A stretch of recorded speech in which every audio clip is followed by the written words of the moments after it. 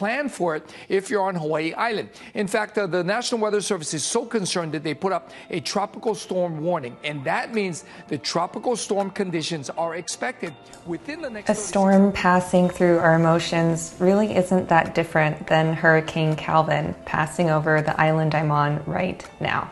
And as I'm forced into stillness, I realize my own internal storm has been brewing. One of subtle self-criticism building up, signs of burnout coming and going, and while the rain is pounding on my window, threatening to pull down the power cables, I can't help but laugh at the parallel. But when nature has a storm, we know we can't do anything to suppress it. Yet so many of us make the mistakes of thinking we can turn off or ignore or suppress our own internal weather systems. The storms we experience in our personal lives often have us lost in the eye, blinded to what's going on and how we're responding. And even in moments when we do notice, we tend to want to suppress what we're experiencing or stop ourselves from moving through what's going on instead of sitting through it. But in my time healing from PTSD, I learned a technique that helps me find distance from the storm and create comfort and warmth as I navigate the challenges and the unknown. It's called the rain technique, and it helps you navigate your emotions with compassion and clarity. So in this video, I'm going to teach you how to recognize, accept, investigate, and nurture whatever storm it is you're passing through. The first step is to recognize. You have to acknowledge the emotions you're experiencing, and most importantly, without judgment. I think sometimes we forget that we ourselves are a force of nature, and while we can read signs like civil defense warnings and rain coming down outside, we're quick to ignore our own internal defense signals. For me, things like irritability, lack of motivation, and negative self-talk are my storm warning signs. I go through bouts of anxiety and depression, some worse than others, and after years of therapy and journaling and mindfulness practices, I know that it takes me about 2 to 7 days of non-self-loving, non-self-caring habits to realize the storm has come. It will have me feeling bad about my body, my work, my sense of self-worth. And it's in that time that I practice the next step, acceptance and allowing.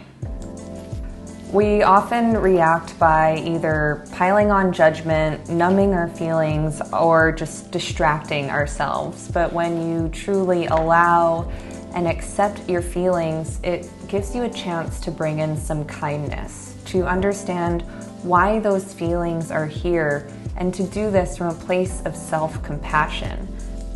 I know this can be really hard to do on your own, and that's why this channel is here. In fact, this video is part of my Reset and Recharge series, so be sure to subscribe using the button below if this is helpful to you and you want more support and encouragement on your self-love and self-growth journey.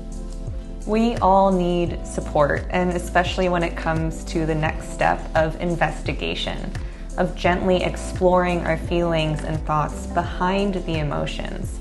And this is probably where things get the most tricky for me, because it can turn into another spiral of self-criticism and poor self-care. I talked about this cycle in another video called The Second Arrow, which I will link below. But what you really need to know here is that when your investigation or your inquiry to your feelings turns into a longer list of why you're not good enough or why you feel bad, it's just a good moment to check in, pause, take a deep breath, and turn to something like journaling, talking with a friend, or watching a video like this one that will help you get a little bit of perspective and be a little less hard on yourself.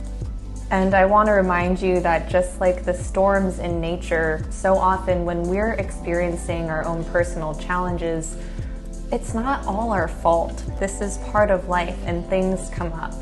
And it's with that tone of grace and compassion and empathy that you can move to your final step, the step that lets it all be okay, that reminds you you are loved, you are enough, and this too shall pass.